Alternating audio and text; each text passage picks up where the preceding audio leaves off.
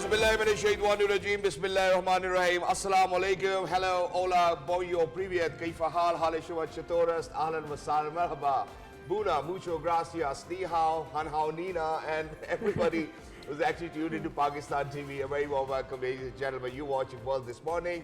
I happen to be Shahzad Khan, and with me, I'm really lucky that I've been joined by my wonderful colleague who happens to be Miss Eesha, Rehan.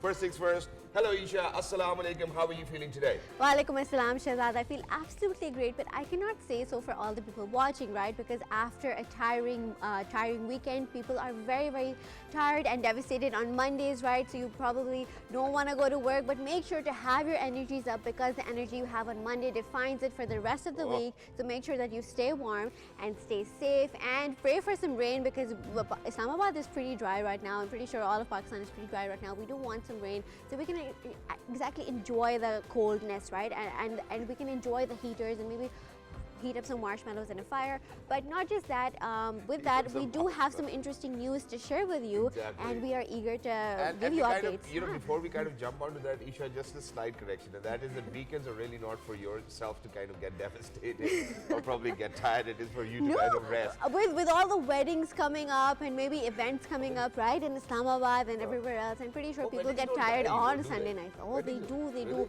After a 3-day long wedding, a weekday long wedding, we know about Desi weddings, Pakistani weddings. All right, so I'm going to agree to you, but for each and every individual who's actually tuned in, ladies and gentlemen, we hope and pray that you guys are doing wonderfully well. To get started, certainly we've been talking about how on diplomatic forums, ladies and gentlemen, Pakistan is actually witnessing an ascent which we might not have seen in all our lives. Now imagine that, which is why today actually Indonesian President Prabowo Subianto will arrive in Islamabad today for a 2-day official visit to Pakistan. During his visit, he will hold important bilateral meetings with the Pakistani leadership to strengthen trade, defense and regional cooperation. And certainly I think it looks wonderful where we do see how prominent global political figures and political leaders are making their way all to Pakistan and to sit down with our political leadership and talk about bilateral trade.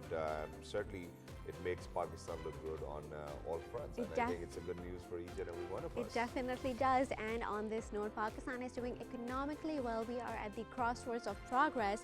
The Executive Board of the International Monetary Fund, it's going to meet today in Washington to approve a $1.2 billion loan to Pakistan. The IMF Executive Board Chandler confirms the meeting for the second review of the Pakistan's loan under the Extended Fund Facility and the first review under the Resilience and Fund Facility. Pakistan is at a very important economic moment, from fiscal discipline to inflation control to energy reforms and climate resilience. International institutions are recognizing Pakistan's serious efforts towards progress. The IMF has publicly acknowledged that Pakistan has made very strong progress in the field of economics. Exactly, and it's wonderful. And certainly, I think there's one more thing that we really need to witness, and that is that in days to come, we hope and pray that that Pakistan's economy is of such sort that we really do not have to go out and ask for loans as well. We hope we're working towards that. Our leadership is working towards that. But unfortunately, on the other hand, ladies and gentlemen, we do know for a fact how unfortunately there have been some serious ceasefire violations by Israel. And 7 more Palestinians were killed in the latest series of Israeli drone strikes and machine gun fire in different parts of Gaza. Ongoing Israeli violations of the Gaza ceasefire have resulted in renewed tensions across the region. World leaders at Doha Forum warned of chaos in Gaza and called for urgent movement to phase 2 of the ceasefire. As Qatar's Prime Minister said, the truce was at a critical moment.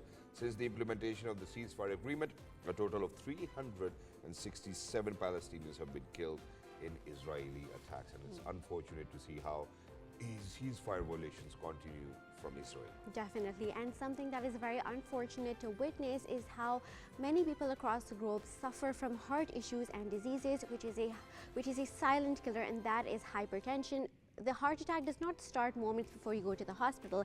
It just happens over decades, over when you process hypertension, when you hold in your thoughts, you don't exercise, you eat oily foods. We will be having a health specialist discussing all the symptoms and how we can prevent hypertension and progress towards a healthy heart and healthy lifestyle. Small decisions that you take today are going to impact your future and your healthy lifestyle. How do you make sure that you do that? That you let all go right. of all I mean, we are going to deep dive into the subject, but I mean the basics are to eat healthy, exercise, and to remain happy, right? I mean, keep in positive vibes so your heart and organs stay happy. Wow, that's wonderful. And towards the end, ladies and gentlemen, certainly, you know, I will not miss out a chance to rope in cricket. And if it's Ashes going on, the most competitive cricket, and certainly, you know, the two best teams of the world coming together.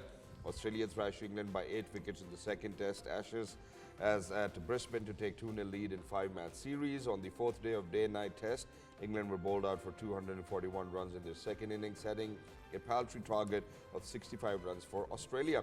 Ben Stokes remained top scorer with 50 runs, while Zach Crowley made 44. For Australia, Michael Nasser bagged 5 wickets, while Mitchell Starc and Scott Boland bagged 2 wickets each. In reply, Australia achieved the 65-run target for the loss of 2 wickets. With that, ladies and gentlemen, we're going to head out towards a short break.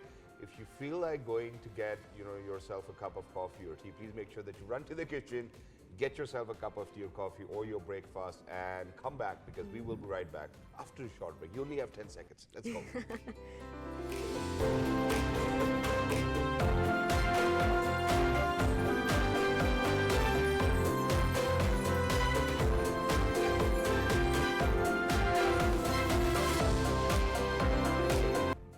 Right, ladies and gentlemen, welcome back. Thank you so much for staying with us. To get started, certainly, you know, we will be talking about IMF Executive Board meeting, which we certainly are expecting that they will be approving $1.2 billion. And the Pakistan IMF reached this staff level agreement in October. We spoke about it as well. To speak about all of this, you know, and where our economic trajectory is going, ladies and gentlemen, we're very lucky that we've been joined with ZARTASHA. INAYAT happens to be a research economist, Prime Institute. Hello, assalamu alaikum. Good morning. How are you feeling today? Walaikum salam. I'm good. How are you? I'm good to see you, and so much positive energy on a Monday. Likewise, you know, likewise. Even if it's Sunday, that's exactly how it is. But let's get started, you know. So there's $1.2 billion which will be approved. And not just that, I think I would want to kind of quote over here how the IMF Deputy Managing Director Boli praised Pakistan's reform trajectory, calling the country on the right path to reform and resilience. Right. I believe the IMF's confidence in Pakistan and release of $1.2 billion to Pakistan shows that Pakistan has IMF's vote of confidence.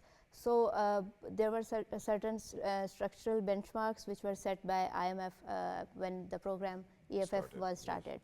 There were around 22 benchmarks, and then 11 more benchmarks were added to the list.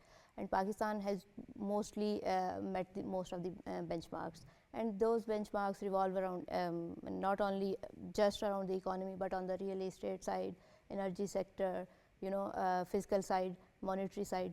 So Pakistan has shown improvement on these fronts.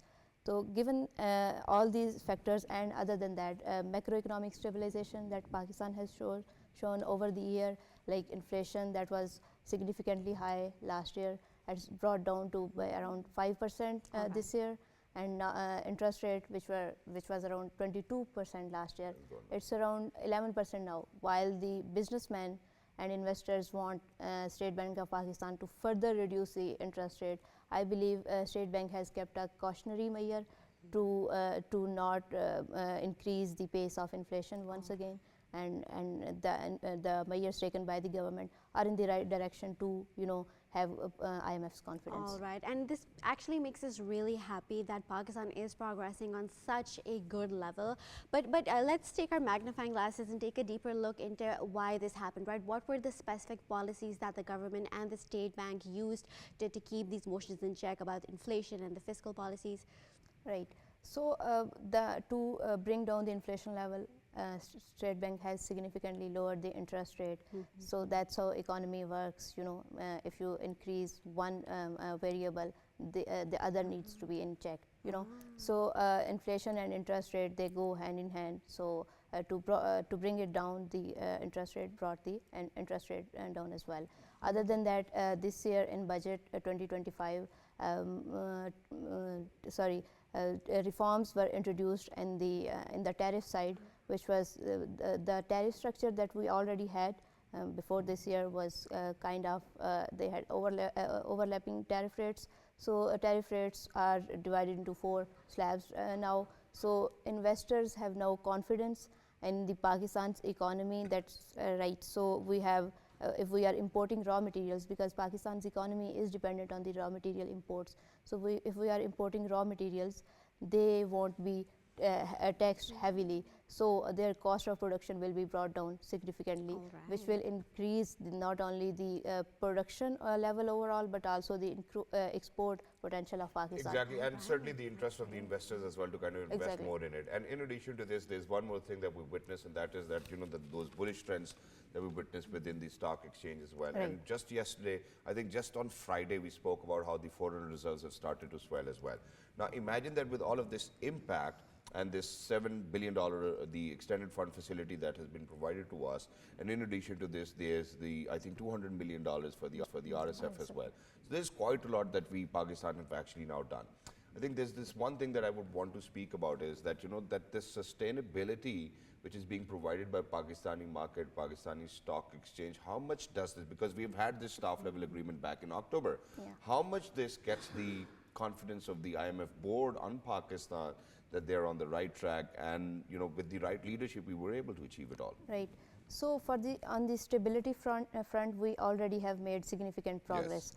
I believe what even IMF wants to do Pakistan is to transition from that stability to growth. Yep. Right. So by providing a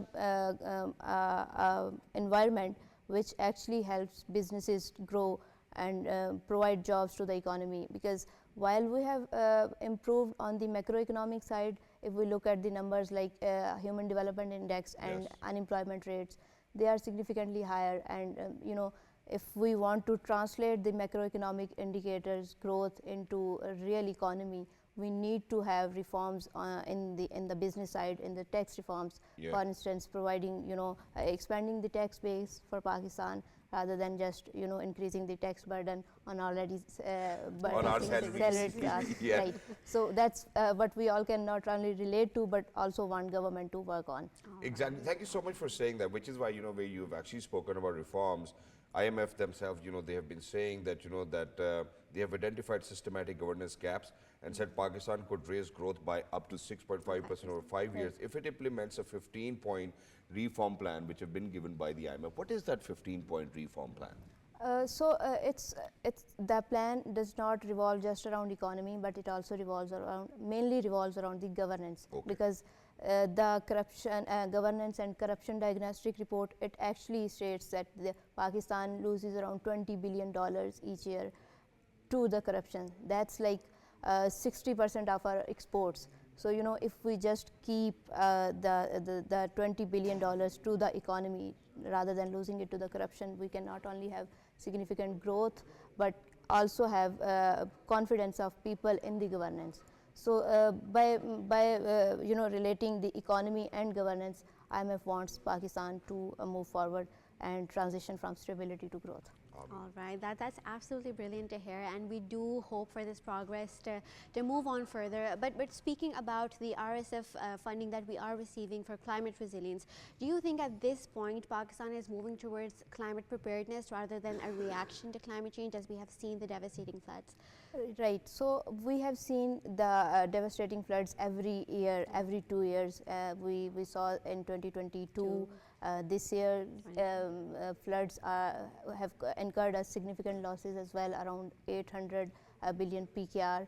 So that's a number that government needs to work on, and I think RSF is providing Pakistan a space to actually work on infrastructure rather than just working on the relief side. Because, you know, if you work on the aftermaths of floods, that's not really sustainable. So to have a sustainable infrastructure that can actually withstand the floods, Pakistan needs to translate those funds into meaningful infrastructure. Exactly. And while you say that, and certainly we do agree with that, but unfortunately, I think for Pakistan and, you know, the kind of you know, climate vulnerabilities that we have gone through, the kind of climate or the climate change induced damages that Pakistan have gone through have been more than somewhat around $40 billion in 1 year, you know, certainly like that in the following years as well. And then if we are to speak about the climate resilient fund, you know, which is just $200 million, does not really justify, you know, how a country really needs to be kind of helped with, you know, such sort of climate funding. But unfortunately, I think this is where I would want IMF to kind of better evaluate the condition and situation in Pakistan and then kind of give us whatever it is. Right. So how I see it, the global phenomenon around the climate funding has been changing, specifically after Trump's administration. You know, so we have to really, while yes, IMF, this is a loan, not a grant. So you know, while we have a high grant, if we have high grant loan from IMF, we need to pay it back to the IMF.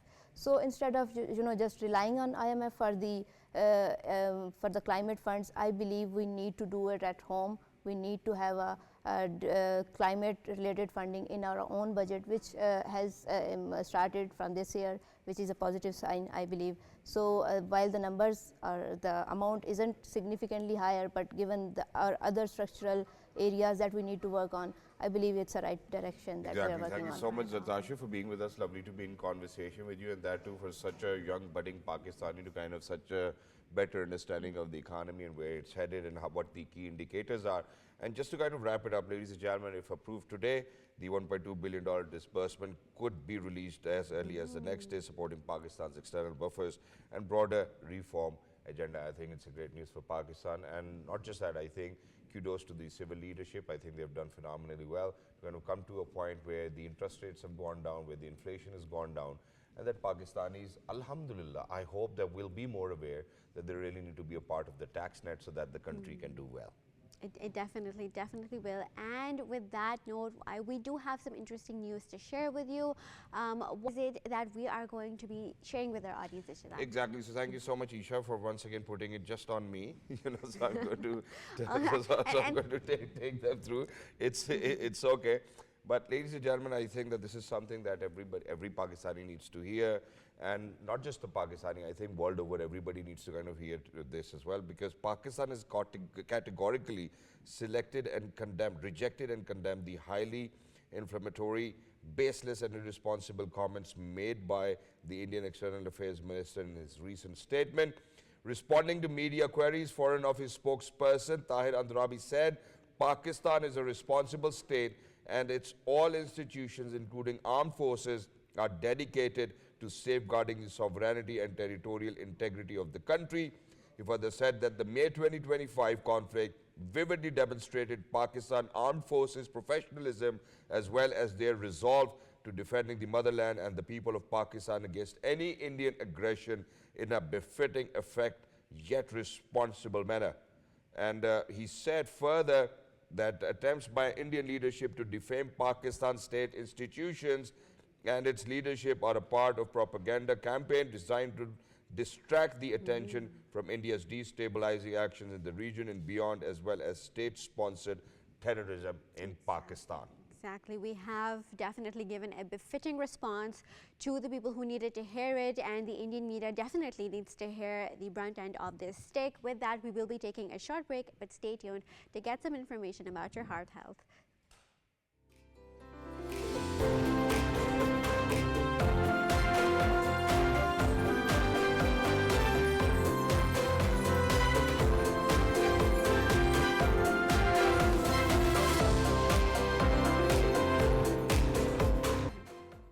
All right, ladies and gentlemen, welcome back. Thank you so much for staying with us. Meanwhile, while we were talking about the most important aspects of life and certainly economic progress of the country, I think what we really need to do is that we feel responsible. We need to make aware all of our audiences about what's happening all over the world. So, which is why for now from Pakistan, I'm going to move on to the United States, where the United States Supreme Court agreed to review the legality of the President Donald Trump's initiative to end birthright citizenship, a key component of his administration's broader immigration crackdown. The case will have significant implications for the future of U.S. immigration policy and citizenship laws. The court's decision, announced on Friday, follows multiple lower court rulings that deem Trump's efforts to restrict birthright citizenship unconstitutional. While the Supreme Court did not set a specific date for oral arguments, It is expected to consider the case early in 2026 with a ruling anticipated by June. All right, and not just this, we actually have some interesting footage to share with you regarding an explosion, a volcanic explosion in Hawaii. It was recorded and we do have that and we will share it with our audiences. What exactly happened is that a volcano in Hawaii set lava spewing towards a remote camera, recording the eruption, engulfing it in ash and knocking it offline. I mean, that sounds so horrific. The footage from the US Geological Survey shows the camera glitching and stalling before the feed drops out in a wave of eruption. And not just this, the glitching and stalling before the feed drops in the wake of eruption can be seen in this video. The lava fountains up to 30 meters high, and the waves were seen in Hawaii volcanoes. And I mean, it's great that this footage was captured so we know how impactful lava is. Exactly, and while we were talking about eruptions, ladies and gentlemen, I'm going to take you to Sri Lanka, where Sri Lankan authorities have issued new landslide warnings, with rain slashing areas already devastated by a powerful cyclone, as the death toll rose to 627, while other parts of Asia continue to grapple with the scale of the destruction and mounting casualties that have exceeded 1,800. The Disaster Management Center warned that monsoon storms are adding more rain and making landslides unstable, including the central mountainous region and the northwestern Midlands. We hope that everybody is going to be safe in Sri Lanka as well. And in addition to this, where we're talking about people being safe, I think what we really need to speak about is that one of the most common illnesses, unfortunately, over here in our country is hypertension. I mean, I would rather kind of refer to it as an illness, and it's because of the fact that people really go unwarned as well, and they're not aware of it, whether they have high blood pressure, whether they have hypertension.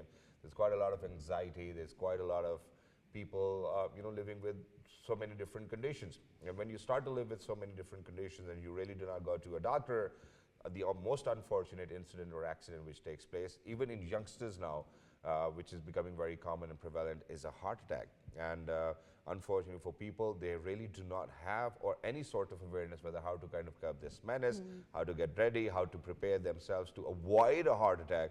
And ladies and gentlemen, to speak about it, we're very lucky that we've actually been joined by a consultant cardiologist, who happens to be Mr. Dr. Roman Asha. Hello, Dr. Roman. Assalamu alaikum. Thank you so much for being with us. Lovely to be in conversation with you. Bismillah ar-Rahman ar-Rahim. Assalamu alaikum. Thank you for having me. Firstly, I sincerely thank you to the respected hosts, Eesha, Rehan, and Shahzad and the entire Pakistani team for having me, and deeply grateful for the opportunity to speak on a live. Let's get started with it. Thank you so much. So, Dr. Asha, let's get started with our question and answer session. First things first, because it's for the very first time that we are talking that how people might not be so very well aware of hypertension and what it can do to your heart. Let's get started with the basics, and then we will progress from here onwards. Well, hypertension, as we all know, is not just a high blood pressure. I mean, it's a silent danger that really slowly destroys the heart without the warning. So now coming to the question, battling the hypertension to prevent the heart attacks, that requires a comprehensive strategies like the involving the lifestyle modifications, regular medical checkups, and adherence to the treatment plans. Well, now what lifestyle modifications we need to have in our daily life? Let me highlight you some of them. We have to adapt a healthy diet, means we have to take a low sodium diet. We have to take more fruits, vegetables, whole grains, and lean proteins, such as a DASH diet. So DASH is something you must have listened a new word. It's written in a DASH in a capital letter. Anyone can Google it and see what the DASH diet is, and it really prevents from the hypertension. We have to reduce the salt intake. We should not exceed that salt intake more than 2,300 milligrams a day. Ideally, it should be around about 1,500 milligrams a daily. We have to consume the more potassium-rich food like the bananas, potatoes, and the beans. The, mo- the most important thing, the next one, is we have to engage regularly in the physical activity, which is very less now in the modern age. At least we have to do a modern intensity exercise for 30 minutes, 5 days at least in a week. Next thing is to maintain a healthy weight. Even losing a small amount of weight can reduce the strain on the heart.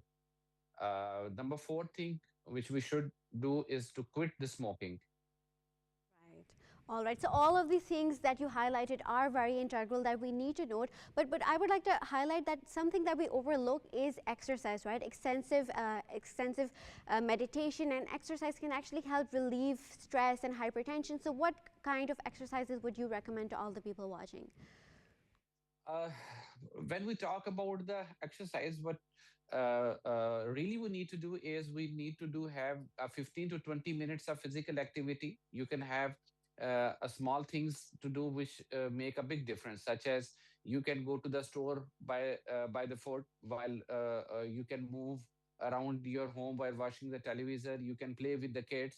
But in the medical term, if you ask me that which kind of exercise we should do, it is recommended that we have to do at least the 150 minutes of moderate intensity activity per week, which means at least a 30 minutes for 5 days or a 75 minutes of the vigorous activity. When we talk about the moderate intensity activity or the vigorous activity, we mean that we have to do a brisk walking, jogging, cycling, swimming, dancing, or jumping the rope. So these are the activities we do have, we must have to do in the daily physical activity in daily our life. All right. Dr. Asher, in addition to this, obviously you spoke about how we really need to make lifestyle changes. We really need to make sure that that we have a lesser sodium diet, and there's protein, and that we are looking after and we are exercising. Now, I think one of the most important aspect in this conversation needs to be about how unfortunately your own thoughts can actually kind of cause you problems which shouldn't really be there in the first place. Now, we do know how there's quite a lot of stress and people go through that, people don't talk about it. There are psychological disorders there, and these are the things which will certainly have an impact. Now, this is something which I might think, but I would want you to kind of tell us whether all of these play an impact or a role in worsening your hypertension or, God forbid, kind of causing a heart attack for any individual who's out there. Yes, exactly. You are right. In medical, we categorize them as a non-modifiable risk factors and the modifiable risk factors. So, what exactly you are talking about is number one is a tobacco use. Usually in our society, we think that only the smokers which are smoking a cigarette are directly getting a harm to their heart. I would like to tell you that the second-hand smokers, which usually have the exposure in a long-term company which smoke the cigarettes and they are sitting behind them, they also get the same effect as the people who do not smoke. The second thing is high blood pressure. You have to control your blood pressure. You have to control your cholesterol. We are not used in our society to go for the regular medical checkups and do our daily routines checkups. In other countries in across the world, usually the people in Europe, in USA, in UK, they usually go for their medical labs regularly after the 6 months, which we lack in our daily practice here in Pakistan. If you have the diabetes, we have to control it very well. And the next thing, which is very challenging all over the world, is obesity and overweight.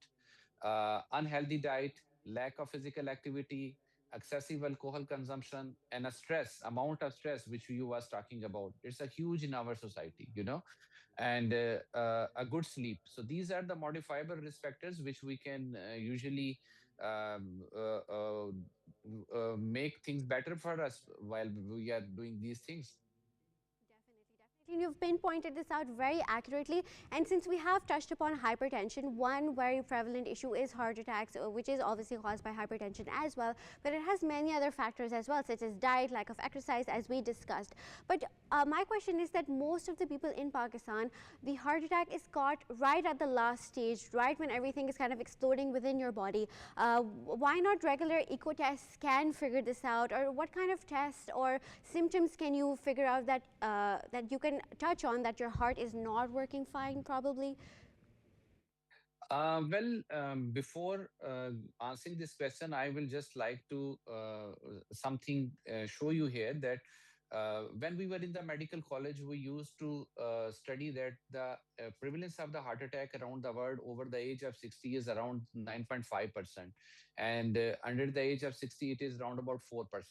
But it was some 15 and 20 years ago, the data which I am telling you. Nowadays, the tendency, the amount of the heart attacks is increasing, and it is striking below the age of 40. Even in our daily practice, we are seeing the patient who are coming in their 20s and 30s with the heart attack.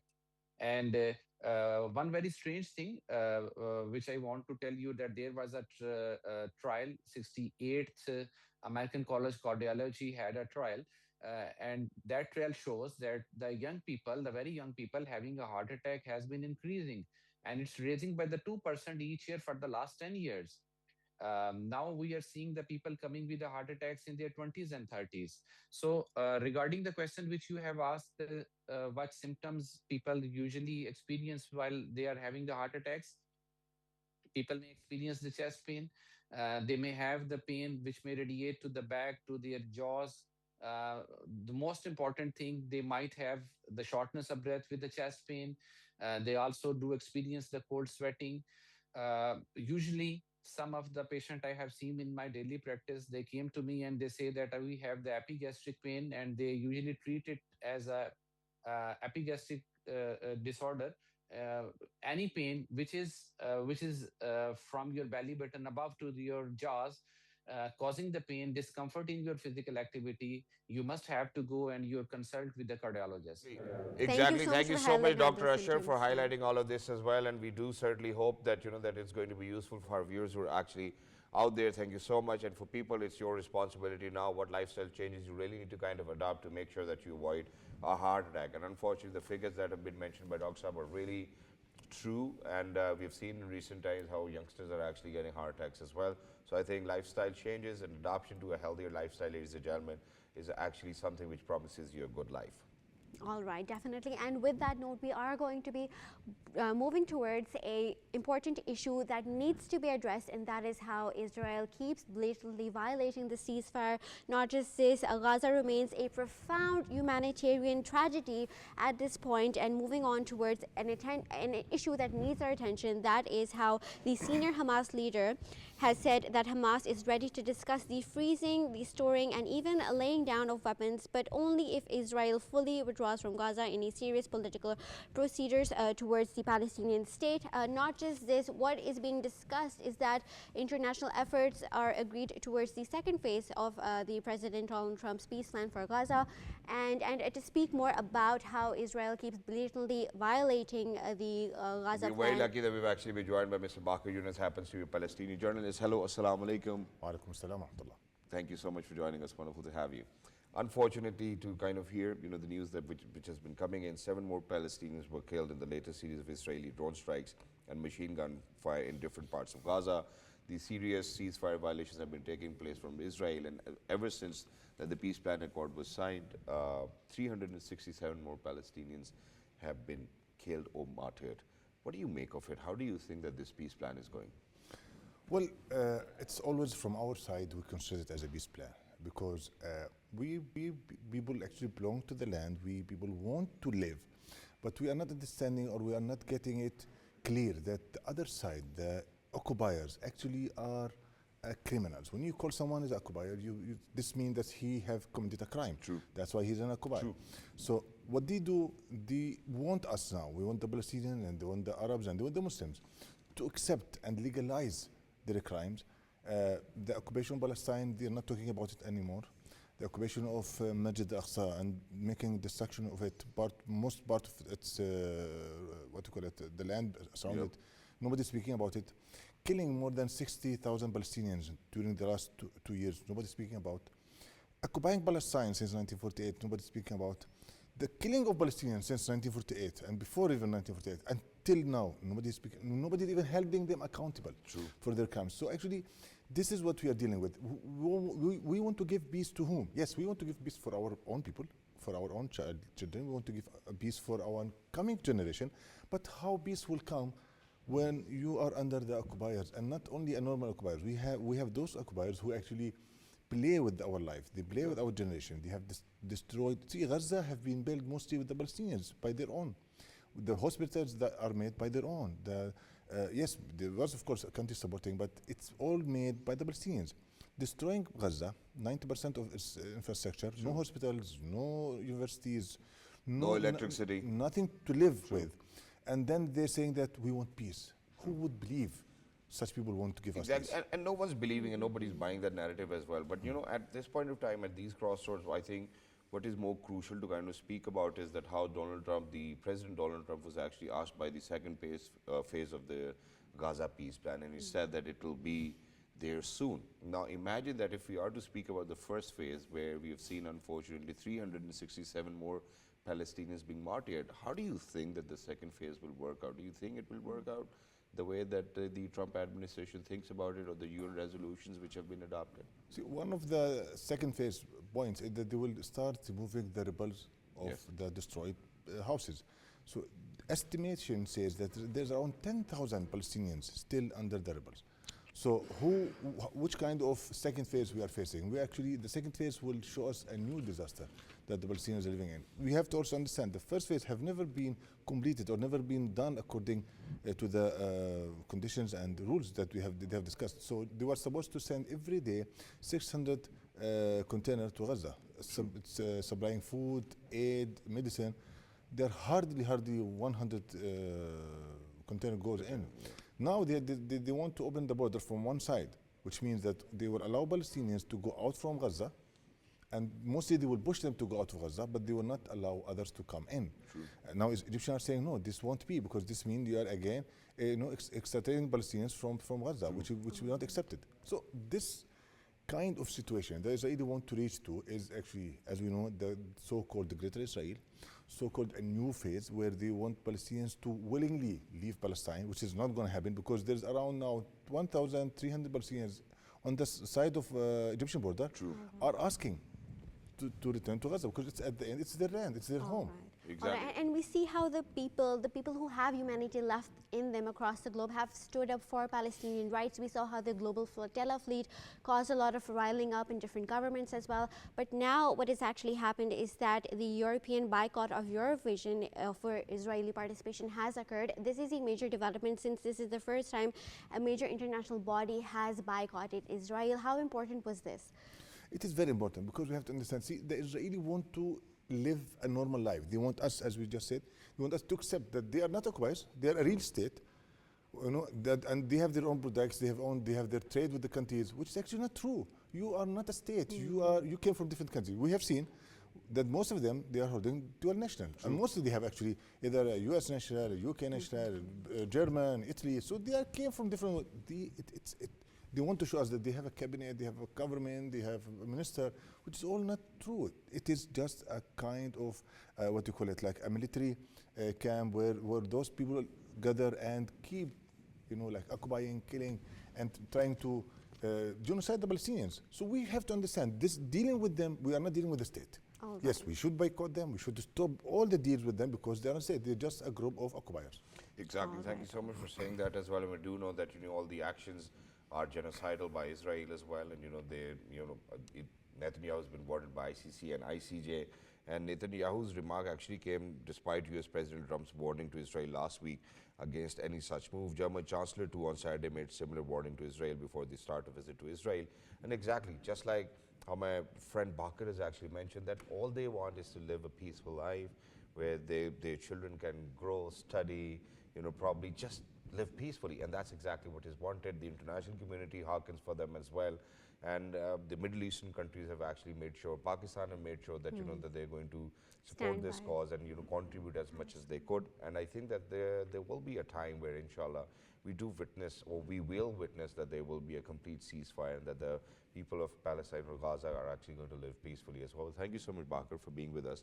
And on behalf of Pakistan and all Pakistanis and our leadership, certainly we have always been at the back of the people of Gaza and Palestine. We've made sure that all the efforts that we could contribute, we've seen our leadership do that as well. And we hope and pray that there will be peace and peace will prevail in Gaza and for the people of Palestine as well. Thank you so much for being with us. Lovely to be in conversation with so you. much. For everybody who's out there, ladies and gentlemen, this is it for today. Until next time, look after yourselves. It's a good morning. Thank you.